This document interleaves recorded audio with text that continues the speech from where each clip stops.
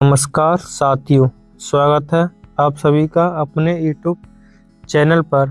हम UP police और UPSI परीक्षा के लिए सामान्य हिंदी के 40 महत्वपूर्ण प्रश्न करते हैं जो कि आगामी परीक्षा के लिए महत्वपूर्ण हैं। इस प्रकार आपका पहला सवाल है, निम्नलिखित में से शब्द में उपसर्ग नहीं लगा है। पहली बात, उपसर्ग क्या होते हैं? उपसर्ग जो शब्दांश से पहले लगते हैं उन्हें हम उपसर्ग कहते हैं, और जो शब्दांश के बाद में लगते हैं उन्हें हम प्रत्यय कहते हैं। तो ऑप्शन ए में अधि उपसर्ग लगा हुआ है, ऑप्शन सी में बी उपसर्ग, ऑप्शन डी में प्रति प्लस आशा, प्रति आशा, इसमें यड़ संधि द्वारा प्रति उपसर्ग जुड़ा हुआ, तो आपका सही ऑप्शन बी प्रशंसा में उपसर्ग नहीं है। निश्चित शब्द क्रिया विशेषण के किस भेद के अंतर्गत आता है? ऑप्शन बी प्रश्नवाचक नहीं, ऑप्शन डी हेतुवाचक नहीं, ऑप्शन सी हेतुबोधक नहीं, तो आपका ऑप्शन ए प्रमाणवाचक के अंतर्गत आता। अगला क्वेश्चन 3, निम्नलिखित में से व्यक्तिवाचक संज्ञा कौन सी है? तो आपका सही जवाब होगा ऑप्शन ए मांडवी। यह एक नदी का नाम है जो गोवा में बहती है। अगला सवाल, या वर्ड का उच्चारण स्थान है? या वर्ड का ऑप्शन ए कंठ से का, खा, गा, घा, अंगा, आ, बड़ा आ और हा और बी सर्ग। तालु से चा, छा, जा, झा और उआ। छोटी ई, बड़ी ई, या और सा, तो या इस वर्ड में आ गया, तो आपका सही जवाब होगा ऑप्शन बी, या का उच्चारण स्थान तालु है। दंत से ता, था, दा और धा और ना। मूर्धा से टा, ठा, डा, ढा और अड़ा। सही है, आपको 4 ऑप्शन क्लियर कर दिए।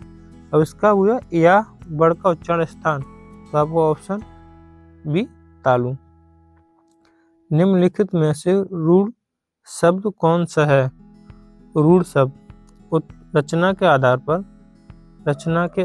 पर 3 शब्द हैं। कितने? 3 शब्द। पहला रूढ़, दूसरा यौगिक, तीसरा योग रूढ़। ठीक, रूढ़ शब्द वे होते हैं जिनके टुकड़े नहीं किए जा सकते। यौगिक वे शब्द हैं जो 2 रूढ़ शब्द से मिलकर बने हैं। योग रूढ़ का वह अर्थ है जो दूसरा अर्थ प्रकट करे, जैसे बहुवीर्य के सभी उदाहरण। तो इसमें क्या बुझा है? रूढ़ शब्द का कौन सा शब्द है? तो आपका ऑप्शन डी लोटा रूढ़ शब्द का है। लंबोदर योग रूढ़ का शब्द है। अगर आपको हमारी वीडियो पसंद आती हो, चैनल को जरूर सब्सक्राइब करें और लाइक करें। क्वेश्चन नंबर 6, सामान्य वर्तमान काल का उदाहरण है। सीता बाजार जाती होगी, यह तो संदिग्ध वर्तमान काल है। रमेश ने समाचार पत्र पढ़ा, तो है तो सामान्य भूतकाल। वर्षा हो रही है, यह अपूर्ण वर्तमान काल। वह कोलकाता जाता है, तो यह सामान्य वर्तमान काल। ऑप्शन डी सही है। क्वेश्चन नंबर 7, पशु शब्द का विशेषण क्या है? तो आपका सही जवाब होगा ऑप्शन ए पाश्विक। अगला, राजस्थानी भाषा का उद्गम किस क्षेत्रीय अपभ्रंश से हुआ है उसका नाम। आपका ऑप्शन सी सौरसेनी अपभ्रंश से राजस्थानी और हिंदी भाषा का विकसित हुआ है। महाराष्ट्रीय अपभ्रंश से मराठी का। मागधी से बिहारी हिंदी का। मागधी से बिहारी हिंदी का। और एक और होती है पूर्व मागधी अपभ्रंश। पूर्व मागधी अपभ्रंश से पूर्वी हिंदी का। पूर्वी हिंदी का। और पैशाची अपभ्रंश। पैशाची अपभ्रंश से पंजाबी भाषा का हुआ है। अगला इसमें होगा, इसमें राजस्थानी भाषा। ऑप्शन सी सौरसेनी अपभ्रंश से। अगला, निम्नलिखित वाक्यों में से किस वाक्य में वर्तमान सर्वनाम का अशुद्ध प्रयोग हुआ है। वह स्वयं यहाँ नहीं आना चाहती। आपके आग्रह पर मैं दिल्ली जा सकता हूँ। मैं तेरे को एक घड़ी दूंगा। तो ऑप्शन बी आपका सही जवाब है। तो ऑप्शन सी में त्रुटि है। अगला सवाल, बच्चे बहुत सी गलतियां मात्राओं के प्रयोग में करते हैं। तो रेखांकित शब्द, तो इसमें बहुत सी गलतियां, तो गलतियां तो हम गिन सकते हैं, लेकिन करी कौन सी, बहुत सी। तो है अनिश्चय संख्यावाचक विशेषण। ऑप्शन सी सही जवाब है। अगला 11वां सवाल, निम्नलिखित में से पुल्लिंग शब्द कौन सा है। पुल्लिंग शब्द कौन सा है। तो उसमें आपका सही जवाब ऑप्शन बी पानी। जितने भी द्रव वाच्य होते हैं, कितने द्रव पदार्थ, तो वे सभी स्त्रीलिंग में प्रयोग होते हैं, जिसमें कुछ अपवाद हैं, जैसे चाय, लस्सी और शराब, जो कि स्त्रीलिंग हैं। इसमें कुछ अपवाद शब्द हैं। ठीक। परीक्षा शब्द किस वर्ग के अंतर्गत आता है। तो आपका सही जवाब होगा ऑप्शन ए तत्सम के अंतर्गत। अगला, हिंदी भाषा के विकास का अनुक्रम कौन सा है। हिंदी पाली प्राकृत नहीं, पहले तो पाली आएगी फिर प्राकृत, तो ऑप्शन गलत। ऑप्शन बी प्राकृत नहीं, पहले पाली आएगी। अपभ्रंश ये भी नहीं, तो ये है ऑप्शन डी पाली प्राकृत अपभ्रंश हिंदी। ऑप्शन डी सही है। अगर इससे पहले देखें तो पहले आएगी वैदिक संस्कृत। कौन सी, वैदिक संस्कृत। फिर आएगी लौकिक संस्कृत, उसके बाद पाली प्राकृत अपभ्रंश हिंदी। तो आपका ऑप्शन डी सही है। अगला क्वेश्चन नंबर 14, अफसोस में नहीं जा सका। रेखांकन शब्द के अव्यय का प्रकार बताइए। मैं नहीं जा सका अफसोस। तो ऑप्शन बी शोक सूचक अव्यय। अगला, बच्चन की दृष्टि से कौन सा जोड़ा सही नहीं है। आपने वाक्य को नहीं सब पूरा पढ़ना है, क्या बुझा क्या नहीं। तो ऑप्शन ए लताएं की लताएं, ये भी सही है। ऑप्शन सी किताब की किताबें, ये भी सही है। घोड़ा का घोड़े, ये भी सही है।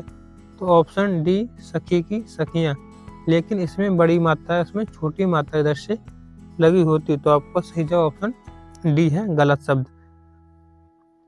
अगला, उदार की उदारता इसी में है कि वह किसी को खाली हाथ ना लौटाए। तो इसमें वाच्य कौन सा है। ऑप्शन बी कर्म वाच्य है। अगला सवाल, निम्नलिखित में से शुद्ध वर्तनी वाला शब्द कौन सा है। हिरण्यकश्यपु, ये नहीं। हिरण्यकश्यप है, ये नहीं। ऑप्शन डी नहीं, तो ऑप्शन सी सही होगा, हिरण्यकश्यपु होता है। अगला सवाल, युधिष्ठिर का संधि विच्छेद क्या है। तो ऑप्शन ए युधि प्लस स्तर। इसमें व्यंजन संधि है। कौन सी? व्यंजन संधि। अगला, रीति अनुसार शब्द में संधि विच्छेद क्या होगा? संधि विच्छेद, तो इसका सही जवाब होगा ऑप्शन ए, रीति प्लस अनुसार। इसमें यड़ संधि है। कौन सी?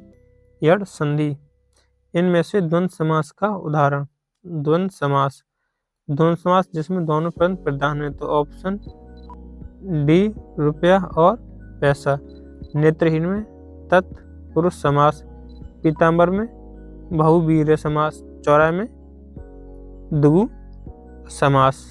अगला क्वेश्चन नंबर 21, निम्नलिखित में से स्वर्ण का अपर्यायवाची अंकित कीजिए। अपर्यायवाची मतलब स्वर्ण शब्द का पर्यायवाची नहीं है।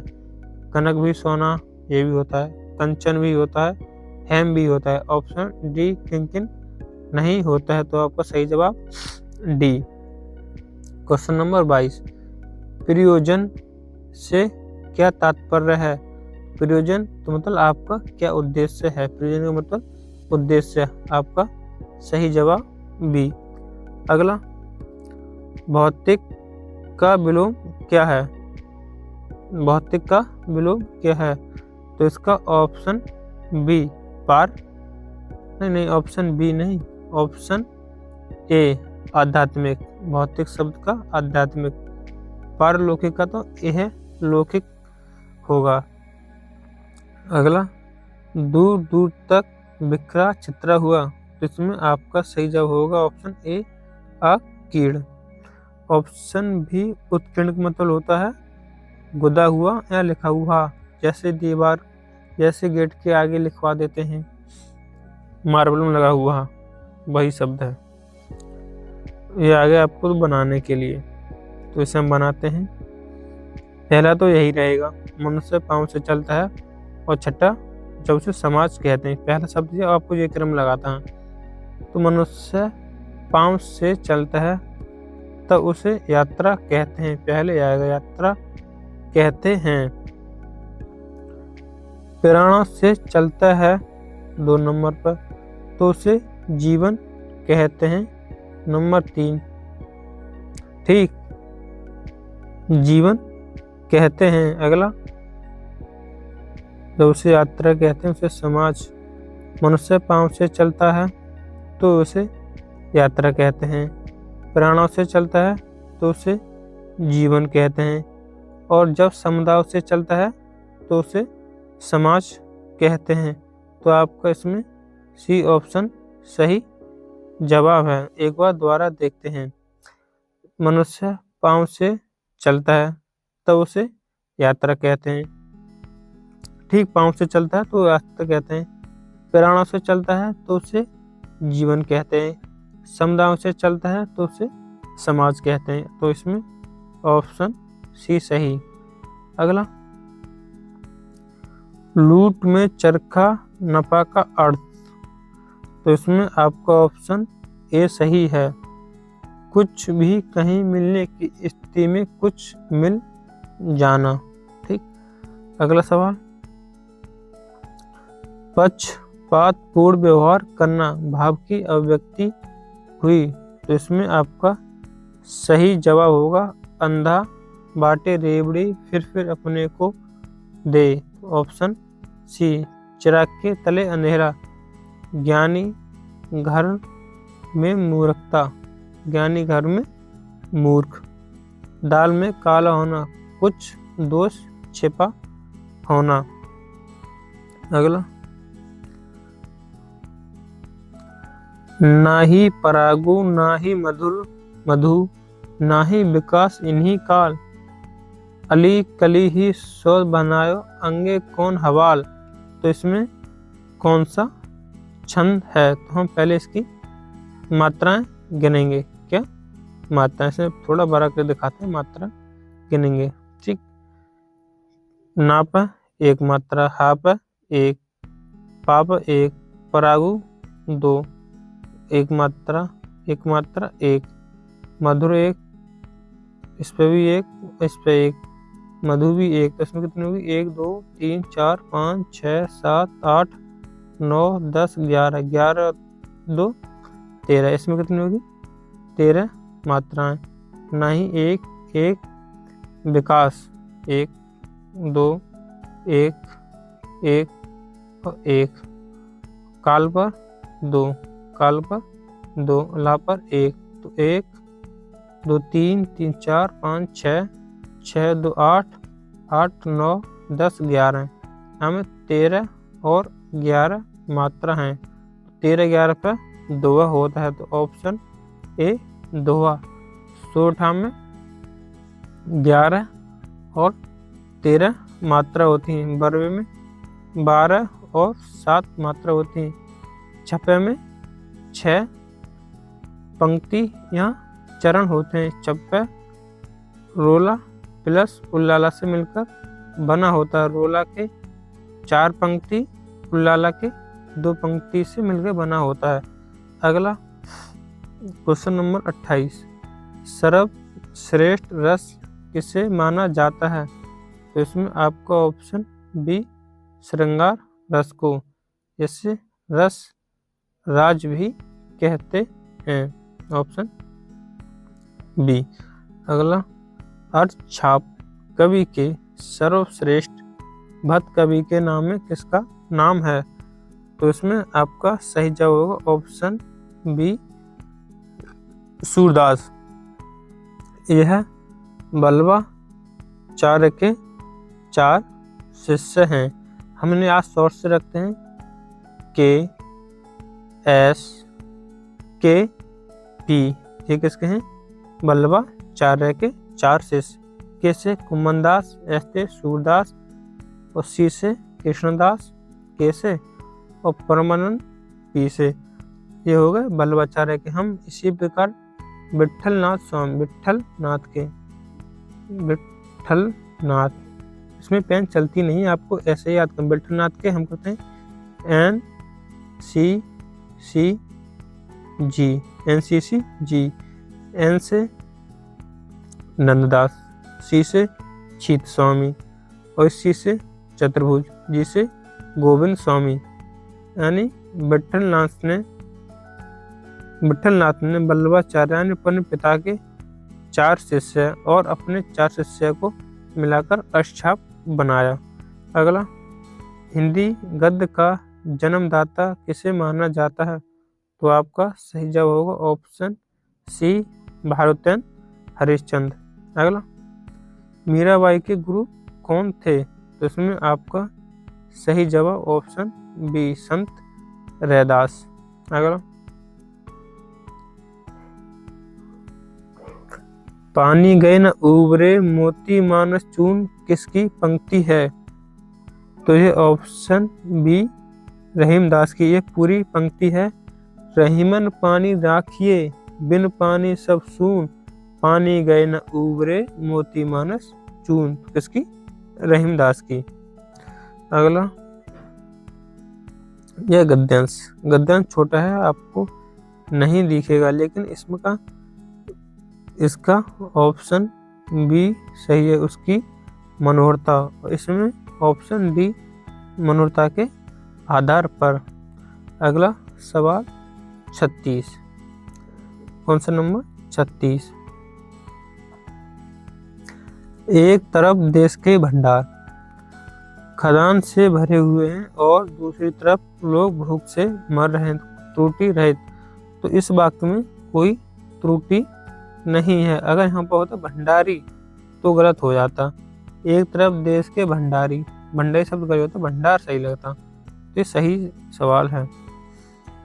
वे हंस रहे थे, इस वाक्य में रहे थे क्या है? वे हंस रहे थे, तो रहे थे क्या है? पूर्णकालिक क्रिया नहीं। पूर्णकालिक क्रिया एक क्रिया के बाद दूसरी क्रिया। सहायक क्रिया हंस रहे थे सहायक क्रिया है। नामकालिक क्रिया, नाम धातु क्रिया। नाम धातु क्रिया 3 प्रकार से बनती है, संज्ञा से, सर्वनाम से और विशेषण से। अगर पूछे नाम धातु क्रिया किन से बनती है? तो संज्ञा, सर्वनाम और विशेषण से बनती है। अगला सवाल, रानी केतकी की कहानी किस प्रसिद्ध कहानी है? तो आपका सही जवाब होगा ऑप्शन ए इंसा अल्लाह खां की। लल्लूलाल की प्रेम सागर। किस पत्रिका का संपादन भारतन ने नहीं किया? तो इसमें आपका सही जवाब होगा ऑप्शन डी भारुतेंदु। इसमें भारतन ने नहीं किया, तो ऑप्शन डी भारतेंदु को नहीं किया। अगर आपको हमारी वीडियो पसंद आ रही हो तो चैनल को जरूर सब्सक्राइब करें। आपका आखिरी व लास्ट सवाल, गुलेरी जी द्वारा संपादित पत्र कौन सा था? तो आपका सही जवाब होगा ऑप्शन डी समालोचक। अगर आपको हमारी वीडियो पसंद आए तो चैनल को जरूर सब्सक्राइब व वीडियो को लाइक करें। जय हिंद, जय भारत।